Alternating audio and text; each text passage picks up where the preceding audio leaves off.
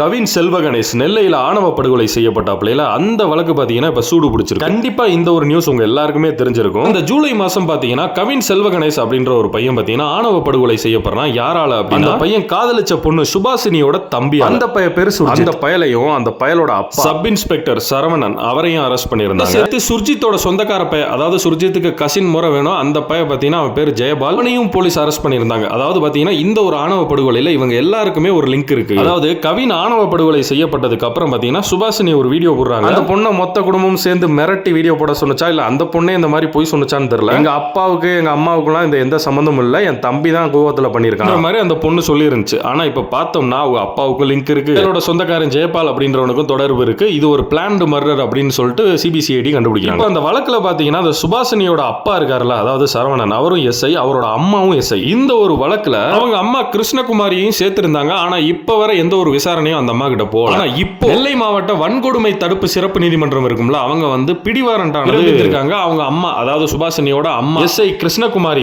கொஞ்ச நாளைக்கு முன்னாடி பாத்தீங்கன்னா அவங்க அப்பா சரவணனுக்கு சம்பந்தம் இருக்கு, அவர் தான் அந்த பைக் எல்லாம் வாங்கி கொடுத்திருக்காரு நம்பர் பிளேட் இல்லாம, கொலை பண்றதுக்கு போறதுக்கு முன்னாடி, அதாவது அந்த சுர்ஜித்ன்ற. அதுக்கப்புறம் அந்த பிளான்டு மர்டருக்குள்ள ஜெயபால் அப்படின்ற ஒரு ஆளும் இருக்காரு அப்படின்றது தெரிய வருது. அவங்க அம்மாவையும் விசாரிக்க சொல்லியிருக்காங்க. சிபிசிஐடி கோர்ட்ல கிருஷ்ணகுமாரியையும் ஆஜர்படுத்த போறாங்க. இதுல இருந்து என்ன தெரிய வருதுன்னா, அந்த சுபாசினி பொண்ணு வந்து வீடியோ போட்டாங்கல்ல, இது வந்து அவன் கோவத்தினால பண்ணிட்டான் என் தம்பி அப்படின்ற மாதிரி, அதெல்லாம் இல்ல, இது மொத்த குடும்பமா சேர்ந்து நடத்தப்பட்ட ஒரு பிளான்டு மர்டர் அப்படின்ற மாதிரி தான் இந்த கேஸ் போயிட்டு இருக்கு. இருந்து பார்ப்போம், வர 28ஆம் தேதி தான் ஆஜர்படுத்துறாங்க. அதுக்கப்புறம் நம்மளுக்கு இன்னும் கொஞ்சம் அப்டேட் கிடைச்ச உடனே உங்களுக்கு தெரியப்படுத்துறேன்.